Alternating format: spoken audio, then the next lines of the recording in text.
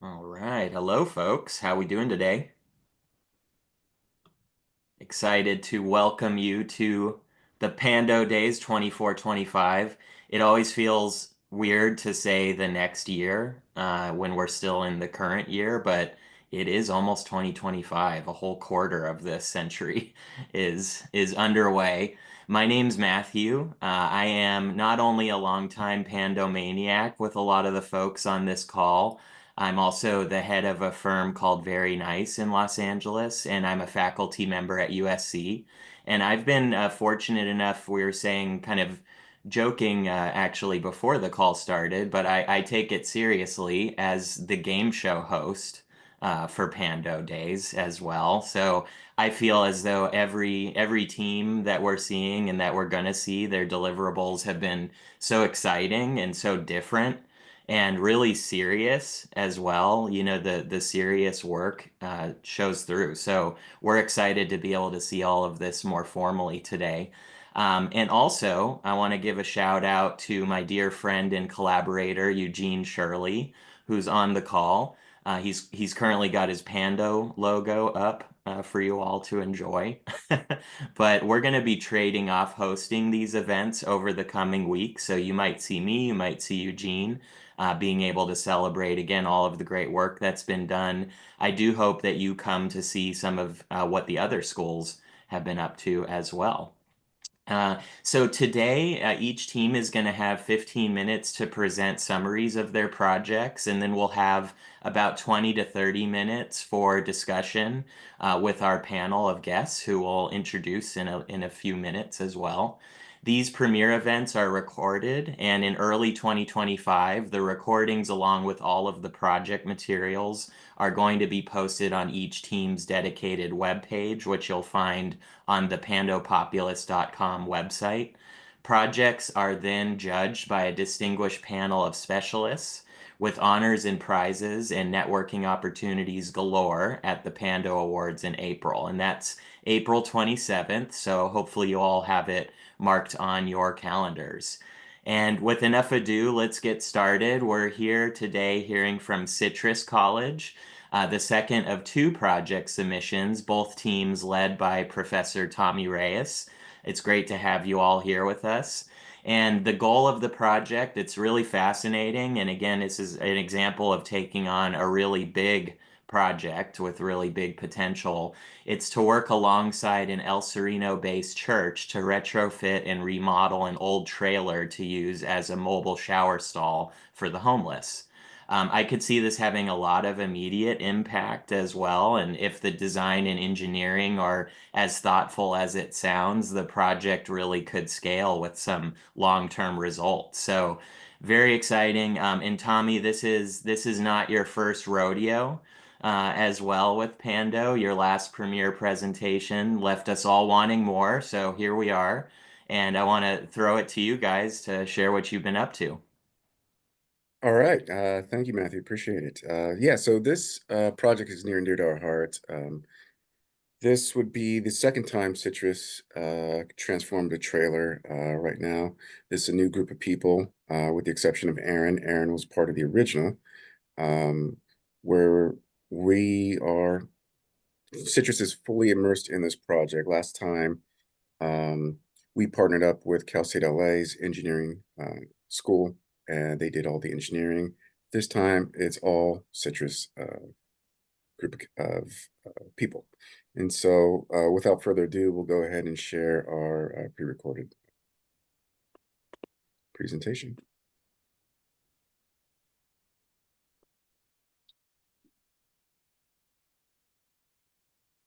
Good afternoon, everyone. And I'm Professor Tommy Reyes from Citrus College, and this is the Shower Grace 2 project.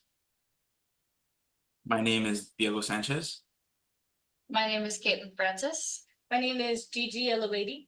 My name is Erwin Aguilar. Daniel Botero. My name is Hannah Spalding. Our project is about transforming a trailer into a mobile shower unit, offering accessible and essential hygiene services to the unhoused community.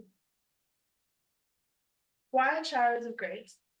Our goal is to restore dignity and hope through clean, safe, and accessible showers. transforming a simple trailer into a life-changing solution for those in need. Our impact would include health and hygiene improvement, boosted self-esteem and morale, gateway to accessing further support services, and getting people off the street and back into society. As students, we saw an opportunity to make a difference. For someone experiencing homelessness, a shower is much more than just a way to get clean. It can improve their health, boost their self-esteem, and give them the confidence to take the next step towards rebuilding their life. Something as simple as a shower can create hope and show them that their community cares. Our innovative approach reimagines what's possible with limited resources, transforming a simple trailer into a possibly life-changing solution for those in need.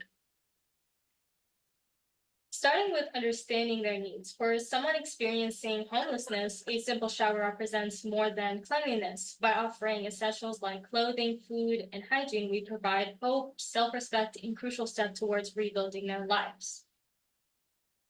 Let's take a moment to understand the scope of homelessness. In the United States alone, over 580,000 people experience homelessness on any given night. That's a staggering number, and the need for a solution like ours is undeniable.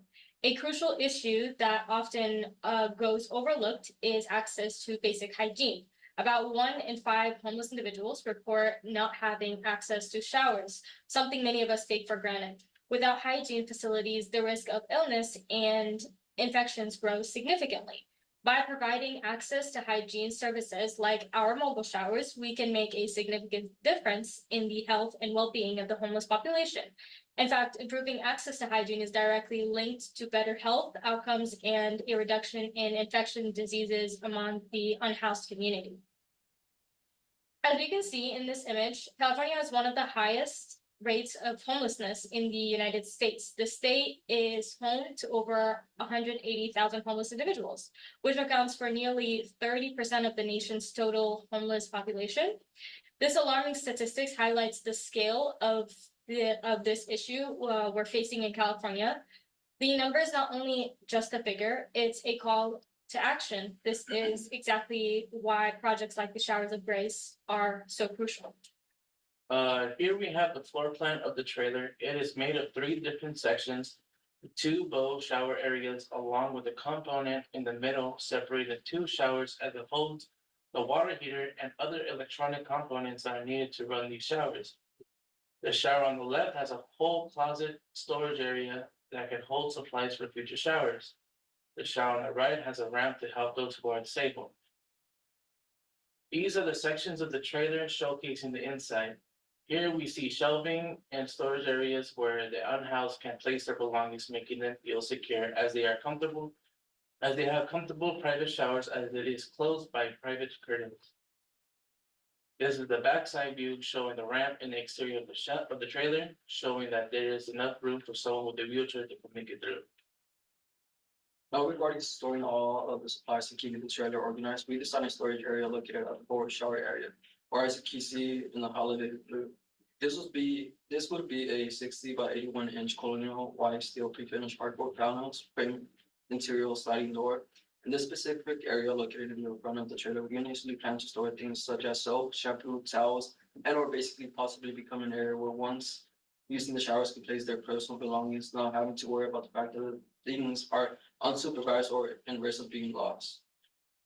Next up will be our component wall design, which is highlighted in green. These walls will be constructed of 2x4 studs at 16 inch on center and half an inch plywood with the sheeting on both sides of the wall that will also be stained or water treated to prevent mold, which as we all know is a big no-no. But other than that, this specific design is set up to divide the shower stations into 2 separate areas. This area will also be an area where all the necessary components are used to operate the showers, which my fellow colleague Diego in the upcoming slides will cover. In the design of our trailer, we took into account the placements of our gray water tanks. We're trying to ensure even weight distribution to prevent swaying while the trailer is in tow. This also provides access for maintenance and any other repairs needed to the trailer. In the design of our plumbing and electrical systems for our enclosed trailer, we focus on efficiency, accessibility, and safety. We chose this 5.5 gallon pump because it automatically adjusts to give consistent water pressure to both showers. We have a control panel that provides the centralized control system for the water pumps, water heater, and lighting. We chose this water heater as it's specifically designed for part-time use with zero to no maintenance. For our electrical system, we chose solar panels to provide adequate electricity for our project, helping us remain carbon neutral.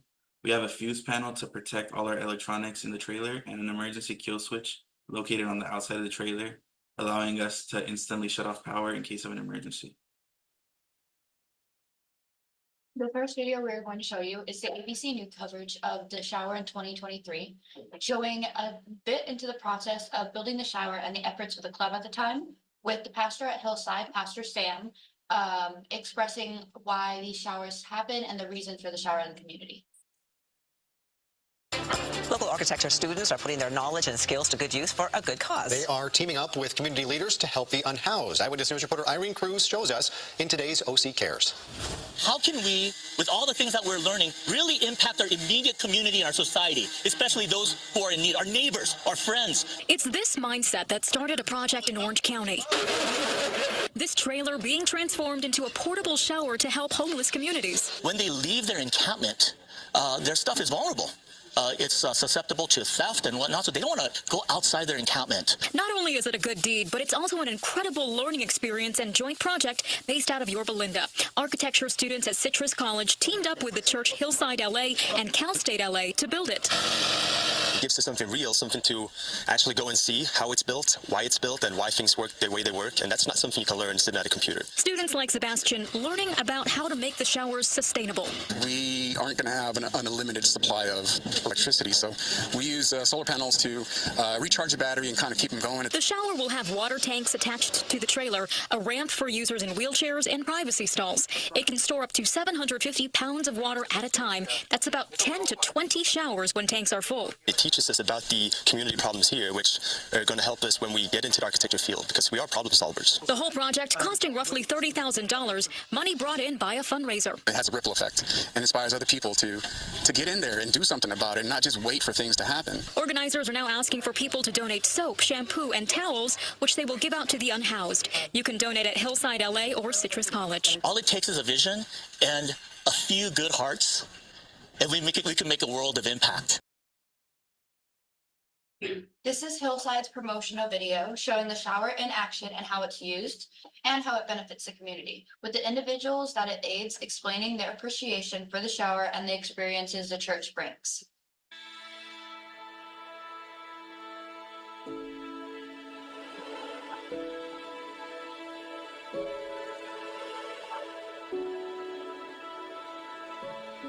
This is the Showers of Grace. This project enables the community to reach out to the unhoused and provide showers. We wanted to provide a safe, comfortable environment, so when someone did take a shower, it not only looked nice, but felt really nice. The goal of Showers of Grace is just to give a little bit of dignity to the marginalized and the people that need it. It all started from just a couple questions of what they needed most and developed into showers. When you ask them going into the shower versus how they feel coming out, they always say, I feel like a new man, I feel dignified, I feel like a new person. So the biggest goal of our showers here is to make these showers feel like home. In a bad spot. You guys have been the one bright spot since we've been out here in California, so we do appreciate that. Maybe a little bit more better just because we didn't think we were going to be able to take a shower or get clothes or any of this. We were at a loss, so. It's awesome what you guys are doing. Got a shower today, felt wonderful. It's been a while since I've had an actual shower instead of just like bird bath. Full, got Bubba something to eat. Yeah, this is awesome. You guys help relieve some of the stress of being out here. These type of mobile showers and these type of services are important to the community because it makes people feel humanized and not like they're not important members of society, but that they're human and they're special.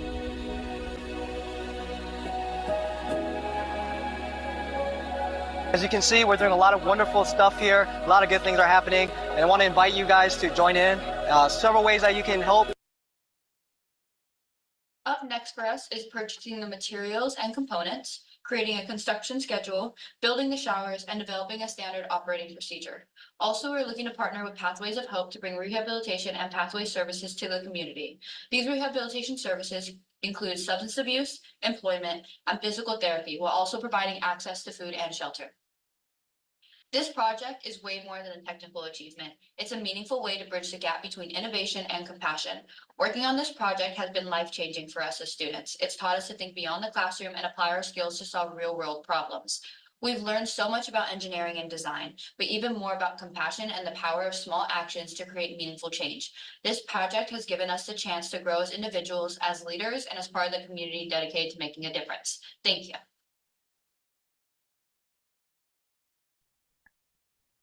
Wow, amazing work, team. I feel like, yeah, I feel like this one's a tearjerker. You made actual impact, right, with this, and also learned in the process. So many great quotes just from that video as well. I'm excited to dig more into this with our panel too. John and Anthony, really excited to have you guys here.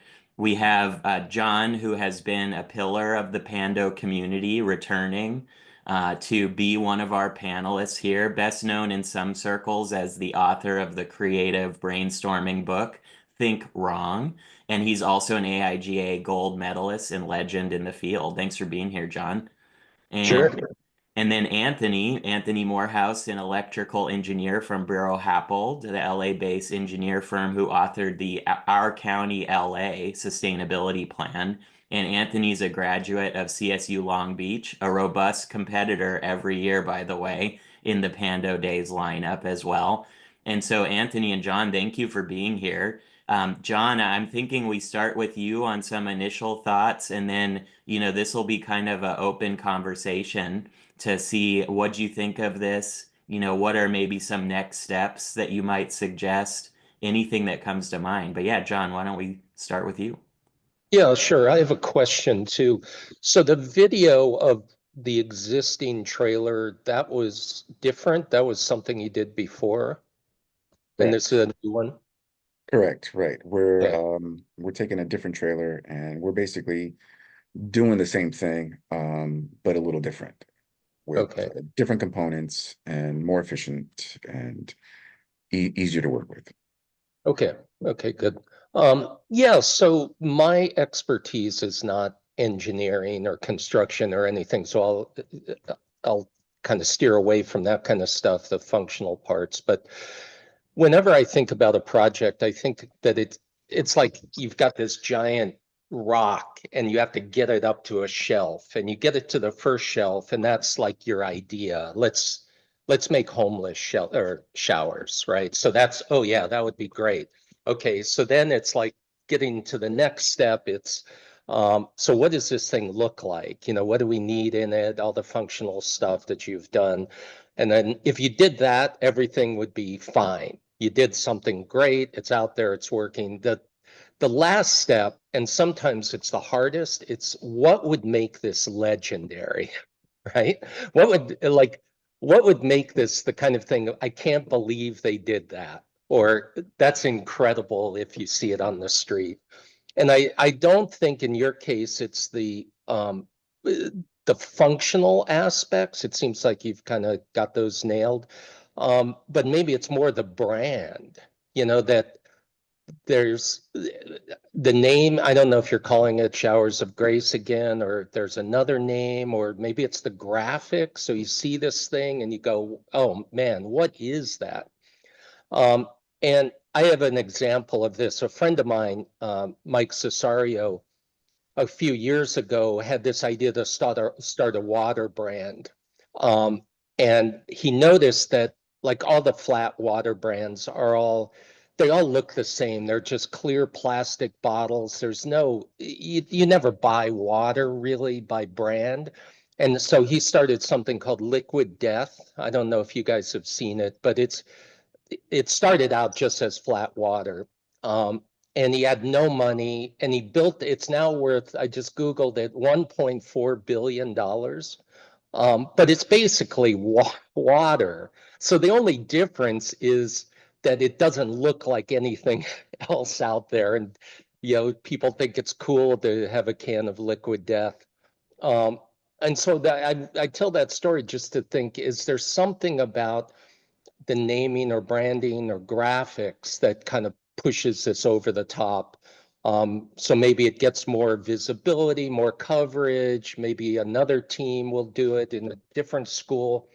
Then the last thing I'll say is I had a friend, he was a creative director at Apple, and he worked on all the packaging. And he told me at Apple, they studied Japanese package design. He called it kododama, which I don't even know if that's a real word or not, but that the spirit of what's inside it is reflected in the box and the packaging. And when you get a Apple product, a phone or something, and it's like exquisite, that just the way the box opens, and they even license the smell of 3M Post-its, so there's an olfactory experience, which goes, it's completely separate than the functionality of the phone. But they found that if you feel like really good throughout the whole process, buying at the Apple Store and getting it and unboxing it,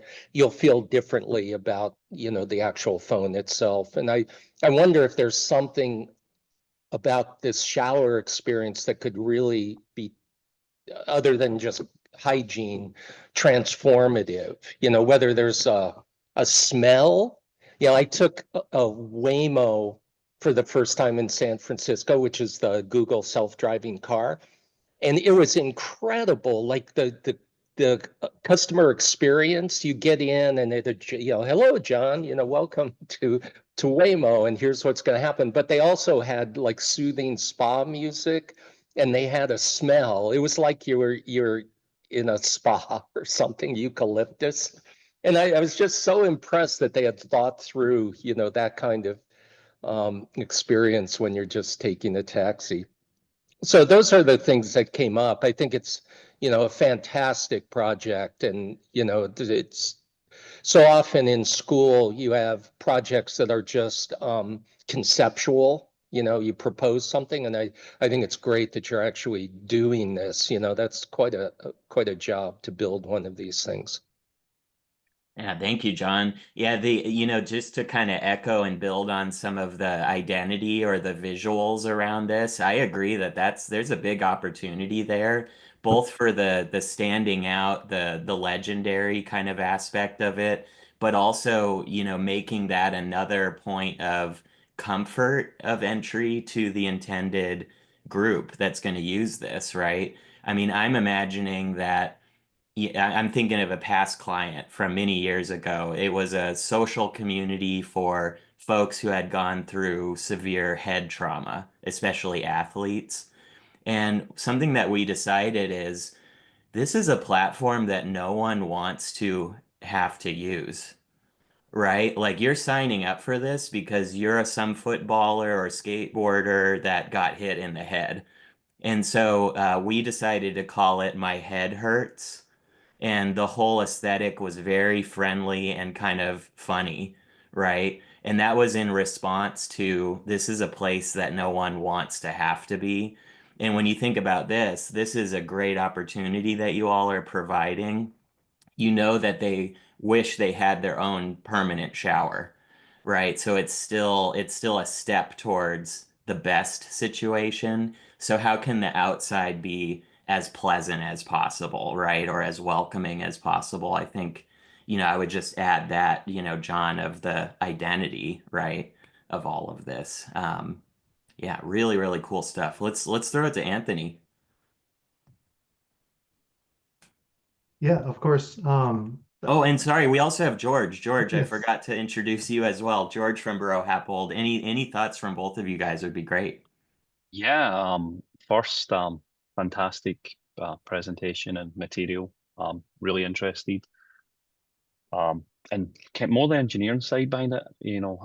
Anthony and I, look at a lot of projects from a sustainability lens, and we also look at it from like a human comfort lens. So our mind might be somewhere a little bit different, but I think Could you talk through some of the interface with the PV? Do you use gas? Do you use battery? I don't need the intricate details, but just give me a bit more, because we see something scalable here, particularly with the storage tanks. So yeah, maybe I don't know who's leading that part of the project, but like if you give us just a little bit more details, it would really help us have more informed questions. Yeah, I'd be happy to answer that. We're using electric water heaters specifically made for semi-use. They're usually used on RVs, and they run off the batteries that the solar panels charge. We have inverter connected to the trailer, so even if it's a gloomy day, if the truck is running, the batteries are charging, and we have constant electricity. Our water tanks, we have two 50-gallon gray water tanks, one under each shower. That way the church can use those to water their plants after the shower, so water doesn't get trashed. We have a 100-gallon tank in between the two axles, trying to provide even weight distribution for the trailer. Again, that way if it's loaded and in tow, they don't experience any swinging of the trailer. They call it shark knifing, I think is what they call it. And we have fuse panels to protect all of our electronics. If there's ever a surge in power, we don't want our water heater blowing out or our pumps. Diego, do you have the ability to essentially plug it in if for whatever reason you lost power? If you were on a campus and they had event power, are you able to take incoming power? We have a battery tender. I don't know how much power it could bring in, but it'll help maintain the batteries at charge. Thanks for sharing. And I think that would be one thing I think would be interesting. If you, from a resiliency perspective, if there was like a fuse box where you could literally plug it in the way they do, event power in some places, that could be something you could add, which is, maybe only used 2% of the time, but would give you a lot of resiliency should you lose power. I really like the storage tanks for grey water. I was going to suggest capturing some of that, but it looks like you're one step ahead of me. So I know there's some code regulations around that, but if you're using it for local watering, I think that's really, really exciting.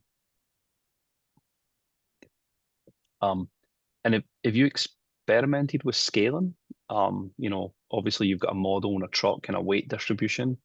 Have you looked at what this would look like on, hey, if we could do 4 water tanks and have more showers, is there a logistics level that becomes unmanageable? We haven't looked at that, but our trailer is limited to 3,500 pounds per axle. Okay. So we're trying to keep it safe below that level before having to go to a double axle 8-lug trailer. Because I know there's laws preventing you from towing over a certain amount without a Class A license. Yeah. And we haven't really looked into the weight distribution. I just know that from my towing experience, you have to have almost the same amount of load on the tongue than the tail of the trailer.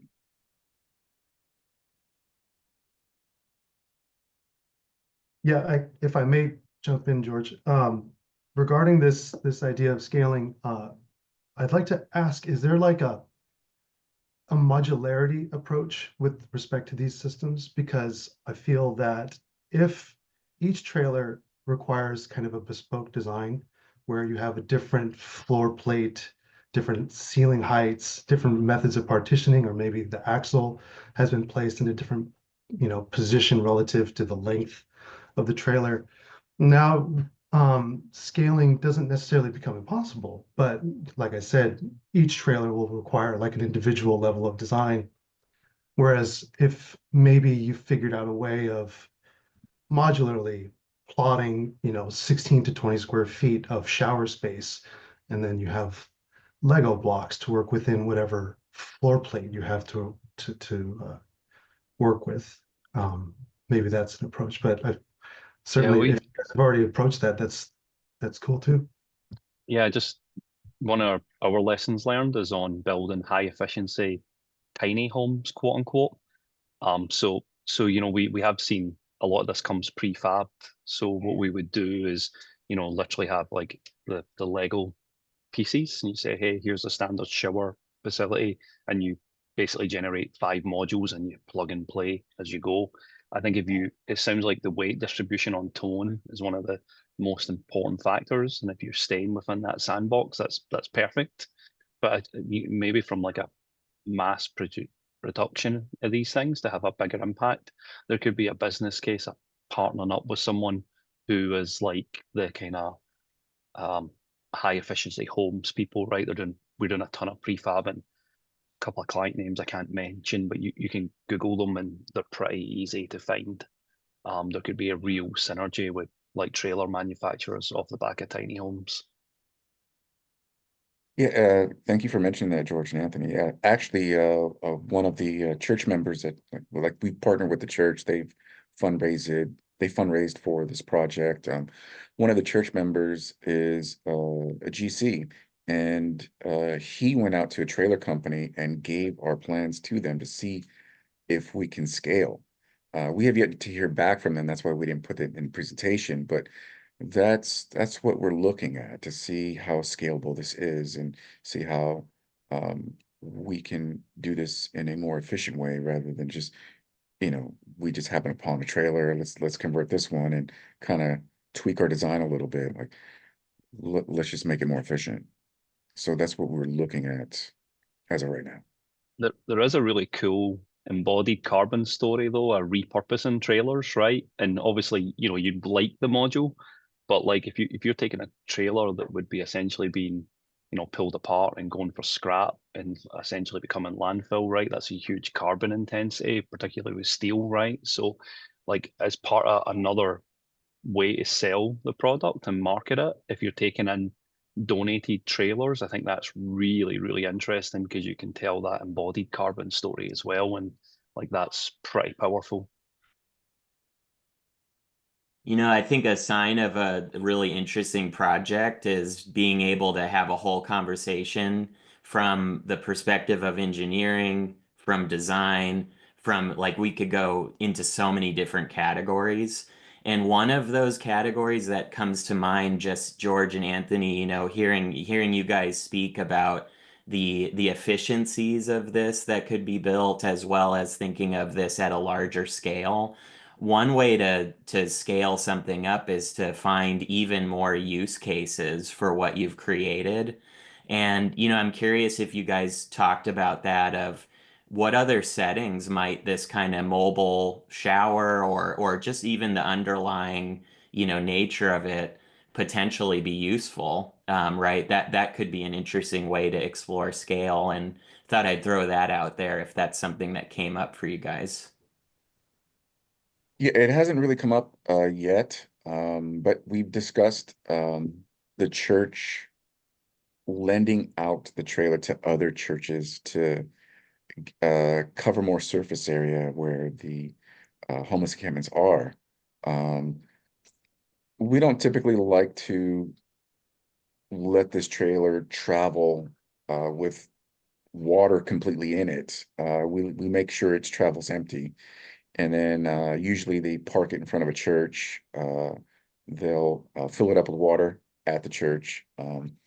And then the church members will go out, the parishioners will go out and bring um, the unhoused to and offer them a shower, food, a change of clothes. Um, Obviously they're going to have prayer together, and you know, they make it a whole experience. And we had the idea of um, adding haircuts to the mix. And one of our previous members last year, he brought his own clippers and started cutting hair for a good solid 6 hours. And that was super helpful. That was refreshing for a lot of these people. We try to create an experience where once they see these trailers, they know exactly what's up. They know exactly to come out, get some food, get a shower, get some new clothes, socks, the whole bit, and they're always welcomed. Yeah, love it. It's Tommy, it's funny. I was just gonna say that the salon, the haircut thing, it made me, they've got those food truck like villages, that'll be a little thing where you can get tacos or whatever. And I could imagine this whole village, you've got the shower, you have the salon, you have the little like wardrobe, with different clothes in there. And so you can take your shower and then go to the salon trailer and then get the fresh clothes, that you could expand this past just the showers. Yeah, we were thinking about that, maybe offering like a mobile laundry as well. So we were thinking about all that. But I think right now we're still at its infancy to kind of hone in on just this part. And then but yeah, we love those ideas as well. We're looking So into I that. just Googled shower trailers. There are these out there. Did you guys look at other ones that are already existing? Are they more expensive or um We we didn't look at that simply because the church just hit us up and said, "Hey, can we get some students out here?" And I'm like, "Yeah." I thought it was just a great learning opportunity yeah. to be able to take design and to come to fruition and make it a usable, tangible thing. Um, and so I didn't even bother having our teams look at other mobile showers. We did look at like camping showers and stuff like that, and I'm like, okay, that's kind of impersonal. You got a piece of plastic separating you and your vulnerabilities to the rest of the world. Where this, you at least have a space that's yours for a brief moment, that you're protected. And so we kind of just went with that. Mhm. Tommy, I think that's why I like this modular play where, if you have those pieces that you put into an existing trailer, you're almost like you're converting something from one use, where it's technically past its lifespan, and you're kind of giving it a new lease of life, which is having a meaningful impact. And, yeah, you could see those trailers and they might look a bit more like, I don't know, something that Hollywood uses right out in a set somewhere, right? But they probably come with a Hollywood price tag. Yeah. So if you're prefabbing the shower components and the water heater and the PV and the battery, and they come as X by Y blocks, you could say, well, hey, if you donate any trailer between X and Y that can take this weight that Diego was talking about, you could literally dump in your PCs and like go the prefab route, and I think that could be really interesting to give you like a differentiator. Um, Yeah, thank you, George. Yeah, I'll definitely bring that to the church's attention. If anybody wants to donate a trailer, like we're looking for these sizes. That'd be great. Thank you for that idea. yeah, anytime. It's been fantastic.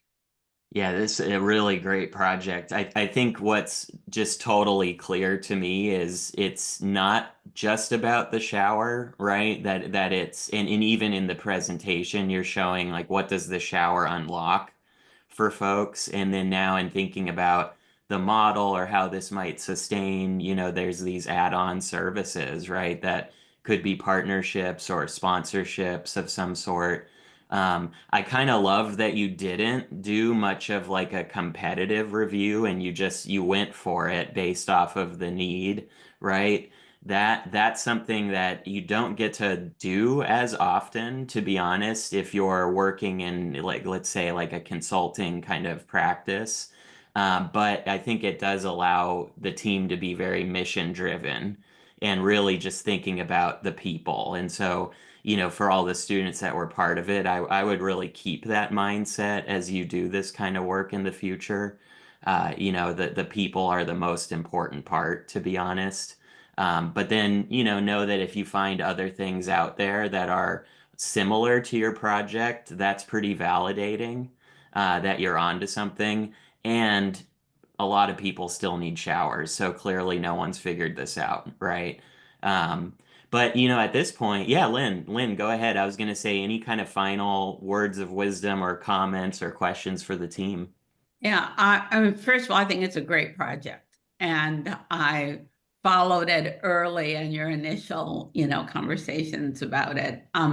What I understand is that you are going to be building this in sometime next year. Yes, actually next semester I developed a class. Um, so that way students can register for the class and just build it on campus. They're gonna get safety training on all the tools and all the PPE that's required. And so by taking this class, it protects not only the student but the school as well. Um, and it's built on campus. So like we don't have to drive all the way out to El Sereno. The first trailer that we did build, it was in front of one of the parishioners' house. So we were driving out to his house every Saturday for about 6 months and until we got it done. And so this will be great because we'll be using school resources, tools, and all of the above. Um, I think Anthony had a question. Did the project team see the trailer as an opportunity and then develop an application? Or did you identify? So the church identified the problem and then we saw the trailer as a solution. Yeah. So that's great. The other question that I had is you have a number of different students from different backgrounds. And I just would love to hear a little bit about how coming in from different experiences helps shape, what you're doing. So I don't know if any of the other students want to say something or why what you brought to the project or.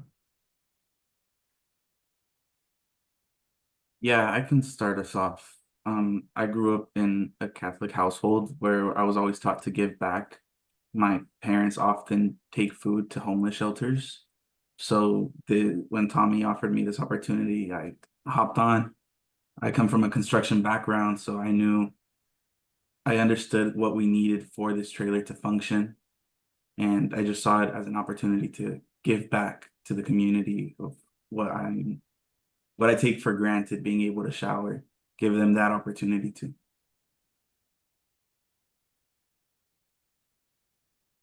Uh, in a similar situation to Diego, I grew up in a private school. I was Christian my entire life, and I grew up in the church. I grew up donating, and so when I was given this opportunity, like I wanted to be able to use my skills to give back to the community and just make a change. I myself was not born a Christian, but me and my family always had this thing where every month we put in money in a bag for the homeless people, and I just grew up to be, always, thinking of the people in need. And in high school, me and a group of people, we used to get on the weekends, we would go get food and make sandwiches, and we would give them out in LA. So that was honestly like kind of the background of why I really wanted to participate in such like a great project because, like it really affects like the community and it really helps a lot of people. For me, I personally did not grow up in a religious household, but we very much centered on giving back to the community, and we put a lot of our time as a family into like volunteer work and working with different programs that like to give back to the community. And when we had this project, I really wanted to join and help because it just reminded me of what I do with my family. So it was really nice to be able to do that with school and with my skill set. And yeah. For me, when I was younger, I did end up being homeless for like a little while with my family. So I understand the struggle of, wanting a shower every now and then. So I understand that aspect of that point of view of like someone like being out there in the streets. So that's something that I always wanted to do when I found out about this project that I want to like give that opportunity for someone that I guess I kind of didn't have when I was like homeless during that time. But you know what? And I'm glad that I'm part of this team. You've got an incredible group doing this. Thank you. I appreciate it. Yeah, Aaron was part of the first one. And Aaron, go ahead and speak on. I mean, yeah, just coming into the first projects, I did not know anything. I mean, I remember coming in my first day, I didn't know how to draw a simple nail. So yeah, just going in, it did taught me a lot.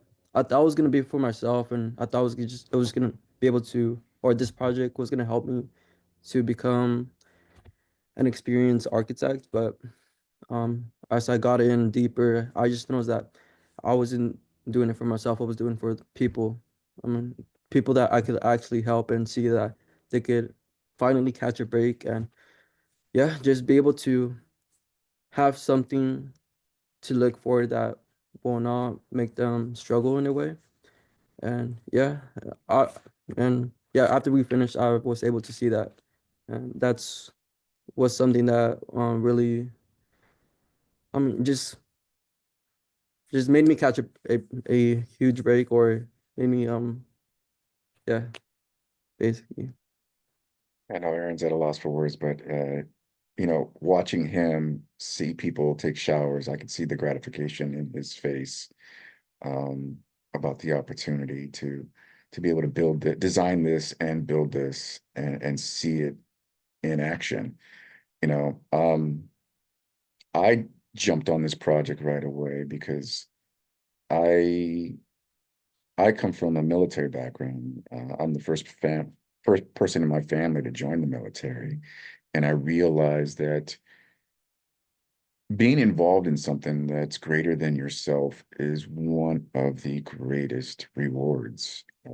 And education wise, um, there's so many layers to this, and all of my students that are involved in this project, they not only get to see that everything that we're being teaching them is practical and very useful and